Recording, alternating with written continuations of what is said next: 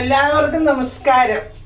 ഇന്ന് ഞാനൊരു ഈ നോർത്ത് ഇന്ത്യയിലൊക്കെ ഉണ്ടാക്കുന്നത് ബേസൻ കൊണ്ട് തൈരും കൊണ്ടൊരു കടിയാണ് ഉണ്ടാക്കുന്നത്, പക്വട ഇട്ടിട്ട്. അപ്പോൾ അത് ഞാൻ നിങ്ങളെ ഒന്ന് കാണിക്കാം. അതിൻ്റെ റെസിപ്പി എന്തൊക്കെയാണ് വേണ്ടിയെന്ന് ഞാനൊന്ന് കാണിക്കാം. പിന്നെ എനിക്ക് ഞാൻ ഈ വീഡിയോ ഒക്കെ എടുക്കുമ്പം എൻ്റെ കൂടെ വരാന് ഇവളെന്നെ ഒന്നും സമ്മതിപ്പിക്കത്തില്ല. പക്ഷേ വീഡിയോയിൽ വരണം എന്നും പറഞ്ഞ് വഴക്കാം. അപ്പം പോലെ എല്ലാവർക്കും ഒന്ന് നമസ്തേ പറഞ്ഞ് രണ്ട് കഴിയും നമസ്തേ.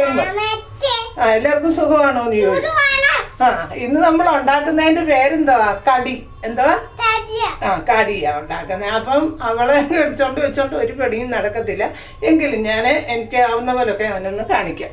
ഓക്കെ. അപ്പം നമുക്ക് അതിന് വേണ്ടിയ സാധനമൊക്കെ ഞാനൊന്ന് കാണിക്കാം. അപ്പം ഞാനൊരു 5 ഉള്ളി ഇങ്ങനെ നീളത്തിൽ അരിഞ്ഞ് അത് വെച്ചിട്ടുണ്ട്. പിന്നെ ഒരു വലിയ കുഴിയിൽ നിറയെ നമ്മൾ ബേസൺ എന്ന് വെച്ചാൽ കടലമാവ് എടുത്ത് നമ്മൾ ഇച്ചിരി ഉപ്പും ഇച്ചിരി സോഡാപ്പൊടിയും കൂടി ഇട്ട് ഇടഞ്ഞു വെച്ചിട്ടുണ്ട്. പിന്നെ നമ്മൾ തൈരുണ്ട്, 1 കിലോ തൈരുണ്ട്. പിന്നെ ഇഞ്ചിയും വെളുത്തുള്ളി പേസ്റ്റ്. പിന്നെ നമുക്ക് വേണ്ടിയത് ഒരു ശകലം മല്ലിയില. ഇത്രയും സാധനം വേണം ഇതിന്. അപ്പം ഇത് നമുക്കൊന്ന് കലക്കിയെടുത്ത് നമുക്ക് അതിനകത്തിട്ടൊന്ന് കുഴച്ചിട്ട് നമുക്ക് അതൊന്ന് വറുത്ത് കോരണം. എന്നിട്ട് വേണം. അപ്പം ഈ കറിക്ക് ഒഴിക്കാൻ നമ്മൾ ഇച്ചിരി കടലമാവ് കലക്കി നേരത്തെ മാറ്റി വെച്ചിട്ടുണ്ട്, അതും നമുക്ക് ഒഴിക്കണം. അപ്പം എന്നാൽ ഞാൻ വീഡിയോയിലോട്ട് പോവാം. ഞാൻ അതൊക്കെ ഒന്ന് അപ്പം നിങ്ങളെ ഒന്ന് കാണിക്കാം. അപ്പം ഞാൻ ഒരു ചീനിച്ചട്ടി എടുത്ത് നമുക്ക് ആദ്യം അതിനെ ഒന്ന് അടുപ്പിലോട്ട് എടുത്ത് വെക്കാം. ഞാൻ കുഞ്ഞിനെ കൊണ്ട് അവിടെ കൊണ്ട് കൊടുത്തിട്ട് അപ്പം അവൾ വഴക്കാം. എങ്കിലും അവളെ കൊണ്ട് അപ്പുറത്തോട്ട് ഇരുത്തിയിട്ട് ഞാൻ ഇതിന് തുടങ്ങുക. അപ്പം നമുക്കൊന്ന് തുടങ്ങിയാലോ. അപ്പം നമ്മൾ കടലമാവ് കുറച്ചെടുത്ത് ഇതിനകത്തിട്ടിട്ടുണ്ട്. ഇതിനകത്തോട്ട് നമ്മൾ സോഡാപ്പൊടിയും ഇച്ചിരി ഉപ്പും ഇട്ടിട്ടുണ്ട് ഇതിനകത്ത്. അപ്പം നമുക്ക് ഇതൊന്ന് കുഴച്ചെടുക്കണം. ഇതൊന്ന് കുഴച്ചെടുക്കാൻ ഇച്ചിരി വെള്ളം നമുക്ക് എടുക്കാം. അപ്പം ഞാൻ കൈ തന്നെ ഇട്ട് കുഴയ്ക്കുക. അധികം വെള്ളം വേണ്ട. നമ്മൾ ഉള്ളിക്കകത്ത് കിടക്കുന്നതുകൊണ്ട് അധികം വെള്ളം വേണം. അപ്പം നമ്മളൊരു ചീനിച്ചട്ടി എടുത്ത് അടുപ്പിലോട്ട് വെച്ചിട്ടുണ്ട്. നമുക്ക് എണ്ണ ഒഴിക്കാം. എണ്ണയൊന്ന് ചൂടാവണമല്ലോ. ചൂടായിട്ട് വേണം ഇതിങ്ങനെ ഒന്ന് അതിനകത്തോട്ടില്ല. അപ്പം അതിൻ്റെ ആവശ്യത്തിന് നമ്മൾ ഇത്രയും എടുത്ത് വെച്ചെങ്കിലും നമുക്ക് ആവശ്യത്തിന് എടുത്താൽ മതി. ഇത് കടലമാവ് അധികം വെള്ളം വേണ്ട, നമുക്കിത് ഒഴിക്കണ്ടേ. അപ്പം നമുക്ക് അതിനകത്തോട്ട് ഒരു ശകലം മല്ലിയിലയും കൂടി ഇടാം.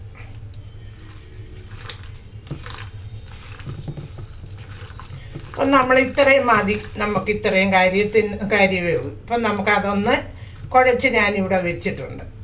കയ്യാലെല്ലാം ഇങ്ങനെ ഒട്ടിപ്പിടിക്കുന്നത്. അപ്പം അത് നമുക്കൊന്ന് കൈ കഴുകിയിട്ട് വരും.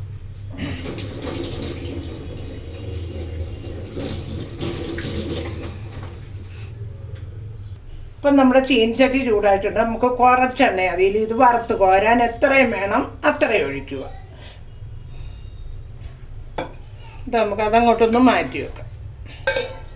പിന്നെ ഈ എണ്ണയൊന്ന് തിളയ്ക്കുന്ന സമയത്തിന് നമുക്കൊരു കാര്യം ചെയ്യാം. നമ്മൾ എടുത്തു വെച്ച കടലമാവില് ഇതിനകത്തോട്ട് നമുക്ക് കുറച്ച് വെള്ളം ഒഴിച്ചൊന്ന് കലക്കി ഇങ്ങനെ ഒന്ന് വെക്കാം. അപ്പം അതിനകത്ത് ഒഴിക്കാൻ വേണ്ടിയാ ഈ കറിക്കകത്ത്. അപ്പം ഈ കടലമാവ് നമുക്കൊന്ന് കലക്കി നല്ലതായിട്ടൊന്ന് വെക്കാം. അപ്പോഴത്തേക്ക് നമ്മുടെ എണ്ണയൊന്ന് ചൂടാകുമ്പോഴത്തേക്ക് നമുക്ക് കടലമാവ് ഒന്ന് കലക്കി വെക്കാം. അപ്പം നമ്മുടെ കടലമാവ് നമ്മൾ കലക്കിയതിൻ്റെ ഇതുപോലെ വെള്ളം പോലെ വേണം. അപ്പോൾ അത് നമ്മൾ കലക്കി ഇവിടെ മാറ്റി വെച്ചിട്ടുണ്ട്. നമുക്കിനി ഈ പക്വട അടുപ്പിലോട്ട് ഇടാവുന്നു. ഇപ്പം നമ്മുടെ പക്വട നമ്മളെ കൈയൊന്ന് മുക്കി നമുക്കിങ്ങനെ ഇങ്ങനെ ഒന്ന് ഇട്ട് ചൂടാക്കി ഫ്രൈ ചെയ്ത് നമുക്കിനി കോരിയെടുക്കാം.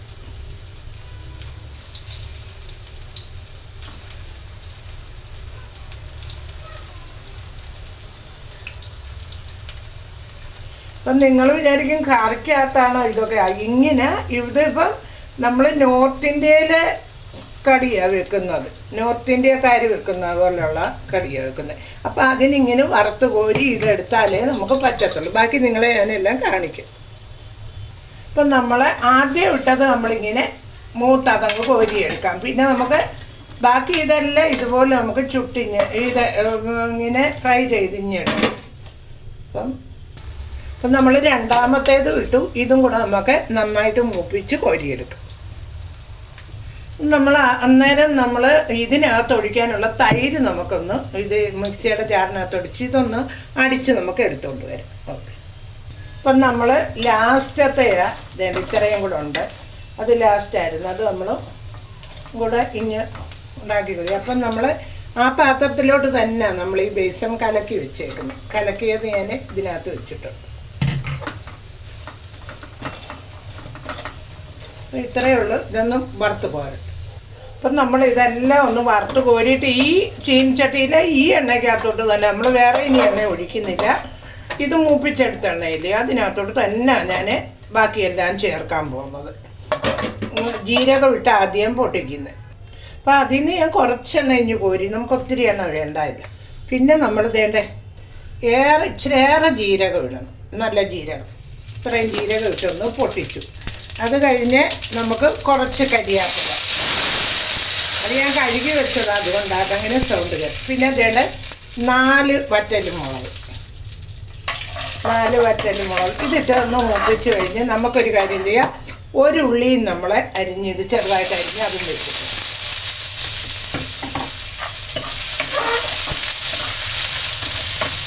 അപ്പം ഈ ഉള്ളി ഒന്ന് മൂത്ത് കഴിയുമ്പം നമുക്ക് ഇച്ചിരി വെളുത്തുള്ളിയുടെയും ഇഞ്ചിയുടെയും പേസ്റ്റ് ഇടാം.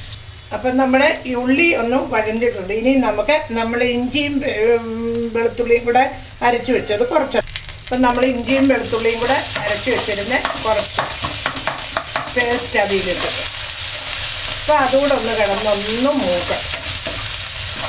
മൂത്തിട്ട് നമുക്ക് ഇതിന് ചേർക്കേണ്ട ബാക്കി മസാലകളൊക്കെ ഒന്ന് കാണിക്കും. അപ്പം ഞാനിടുന്നത് ആദ്യം നമുക്ക് കുറച്ച് മുളകിടാം,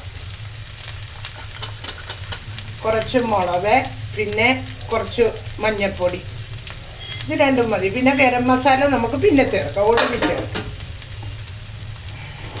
അതിന് മുളകും മഞ്ഞൾപ്പൊടിയും മതി, മല്ലിപ്പൊടി ചേർക്കത്തില്ല. അപ്പം നമ്മുടെ അതിൻ്റെ പച്ചച്ചോവയൊക്കെ ഒന്ന് മാറി. ഇനി നമ്മൾ ഇങ്ങനെ ഇത് കലക്കി വെച്ചിട്ടില്ലായിരുന്നോ കടലമാവ്, അത് നമുക്ക് ഇതിനകത്തോട്ട് ഒഴിക്കാം. അപ്പം നമുക്ക് ഇച്ചിരി വെള്ളവും കൂടെ ഒഴിക്കാം, ഇതങ്ങ് കുറുകും. നമുക്ക് കുറച്ച് വെള്ളവും കൂടെ ഒഴിച്ചു. ഇനി നമുക്കിതൊന്ന്, അപ്പം ഞാൻ അതിൻ്റെ ഇടയ്ക്ക് ഉപ്പ് ഇട്ടിട്ടുണ്ട്. ഇനി നമുക്കിതൊന്ന് ചെറുതായിട്ട് കുറുക്കിയെടുക്കണം. എന്നിട്ട് വേണം നമ്മുടെ തൈര് ലാസ്റ്റേ ഒഴിക്കത്തുള്ളൂ. അപ്പം നമ്മുടെ നമ്മൾ കടലമാവ് ഒഴിച്ചതൊക്കെ ഒന്ന് കുറുകി വരുന്നുണ്ട്, നല്ല മണം വരുന്നുണ്ട്, ഇഞ്ചിയുടെയും വെളുത്തുള്ളിയൊക്കെ അതിൻ്റെയൊക്കെ പേസ്റ്റിന്. അപ്പം നമ്മൾ ഇതൊന്ന് ചെറുതായിട്ട് കുറുകുന്നുണ്ടല്ലോ. ഇനി നമ്മൾ എടുത്ത് വെച്ചിരിക്കുന്ന നമ്മൾ ഫ്രൈ ചെയ്ത് വെച്ചിരുന്ന ഇതില്ലേ, അതിൽ നമുക്ക് കുറച്ച് ചേർക്കാം, ബാക്കിയൊക്കെ നമുക്ക് കഴിക്കാം. അപ്പം നമ്മൾ അത്രയും കൂടെ അതിൻ്റെ കൂടെ ചേർത്തിട്ടുണ്ട്. അപ്പം ഇതുകൂടെ കിടന്നൊന്ന് നന്നായിട്ട് തിളയ്ക്കട്ടെ. തിളച്ച് ഇതിനകത്ത് ഈ കടലമാവിൻ്റെ മസാലയുടെയൊക്കെ രുചി കയറണം. അതുവരെ നമുക്കൊന്ന് വെയിറ്റ് ചെയ്യും. അപ്പം ഞാൻ ഉപ്പ് നോക്കിയപ്പോൾ ഉപ്പ് കുറവായി, ഇച്ചിരി ഉപ്പ് ഇട്ടിട്ടുണ്ട്. അപ്പം നമ്മൾ ഈ കടലമാവ് ഒഴിച്ചത് കാരണം നമ്മുടെ ഇത് നന്നായിട്ടൊന്ന് കുറുകിയിട്ടുണ്ട്. കുറുകിയെടുത്ത് കഴിഞ്ഞാൽ പിന്നെ നമ്മൾ തൈര് ഒഴിച്ചിട്ട് പിന്നെ തിളയ്ക്കാൻ പാടില്ല. അപ്പോഴത്തേക്ക് അതുകൊണ്ടാണ് ഈ കടലമാവ് കിടന്ന് നന്നായിട്ടൊന്ന് വെന്ത് ഈ മസാലയെല്ലാം കൂടി ഈ നമ്മൾ പക്വട ഉണ്ടാക്കിയിട്ടില്ല അതിനകത്തോട്ട് പിടിക്കാം. അപ്പോൾ അതുവരെ അപ്പം ഇതിപ്പം നന്നായിട്ട് പിടിച്ചിട്ടുണ്ട്. ഇനി നമുക്ക് നമ്മുടെ ആ തൈര് നമ്മൾ എടുത്ത് വെച്ചിട്ടുണ്ടല്ലോ, അത് നമുക്ക് അതിനകത്തോട്ടൊന്ന് ഒഴിക്കാം. അപ്പം നമ്മുടെ കടലമാവെല്ലാം നല്ല റെഡിയായി. ഇനി നമ്മൾ എടുത്ത് വെച്ചിരിക്കുന്ന തൈരുണ്ടായിരുന്നല്ലോ അടിച്ച് വെച്ചേക്കുന്നത്, അത് നമുക്ക് ഇതിനകത്തോട്ട് ഒഴിക്കും. അപ്പം തീ ശരിക്കും സിമ്മിലായിട്ടേക്കുന്നു. നമുക്ക് ഇതെല്ലാം കൂടെ ഇതിനകത്തോട്ടൊന്ന് ഒഴിച്ച്, അപ്പം ഈ നോർത്ത് ഇന്ത്യക്കാരാണ് അവർ ഈ കടലമാവ് ഒത്തിരി കലക്കി ഒഴിച്ചിട്ട് തൈര് ഒരു ശകലമേ ഒഴിക്കത്തുള്ളൂ. നമുക്കതിൻ്റെ ആ ടേസ്റ്റ് പിടിക്കാത്തതുകൊണ്ട് നമ്മൾ തൈര് ഏറെ ഒഴിക്കും, കടലമാവ് കുറച്ച് ഒഴിക്കും. അപ്പം ഇതിങ്ങനെ ഒന്ന് ഒരു 10 മിനിറ്റോളം നമുക്ക് ഇതൊന്ന് ഇളക്കി, തിളയ്ക്കാൻ പറ്റത്തില്ല. അത് ഇവരാണെങ്കിൽ ഇതിനാണെങ്കിൽ കടു നമ്മൾ ഈ ഇതില്ലയോ ഉലുവ ദാനയായിട്ടുള്ളതാണ് ഇടുന്നത്. നമുക്കൊരു ശകലം ഉലുവാപ്പൊടി ഇടാം, ഒരു ഇച്ചിരി, പക്ഷെ നമുക്ക് ഒത്തിരി വേണ്ട, ഒരു തുള്ളി ഉലുവയുടെ പൊടിയും കൂടെ ഞാൻ ഇട്ടിട്ടുണ്ട്.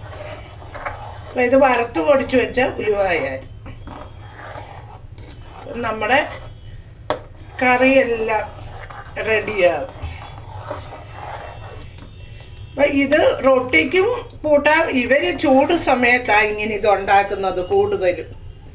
എന്ന് വെച്ചാൽ ചോറും ഇവർ പച്ചരി ഇട്ട് അതും വെച്ച് ഈ കറി അതിൻ്റെ മേളിൽ ഒഴിച്ചാൽ ഇവർ കഴിക്കുന്നത്.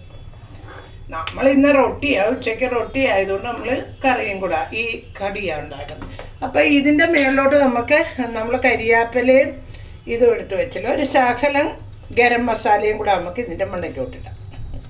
അപ്പം കറി അങ്ങനെ ഇതൊന്ന് ഇങ്ങനെ ഉണ്ടാക്കിയെടുക്കുന്ന താമസമേ ഉള്ളൂ. ഉള്ളിലേക്കകത്ത് നമ്മൾ ഈ പക്കോട ഉണ്ടാക്കുന്ന ഒരു താമസമേ ഉള്ളൂ, അല്ലാതെ കറി ഉണ്ടാക്കാനൊക്കെ എളുപ്പമാണ്.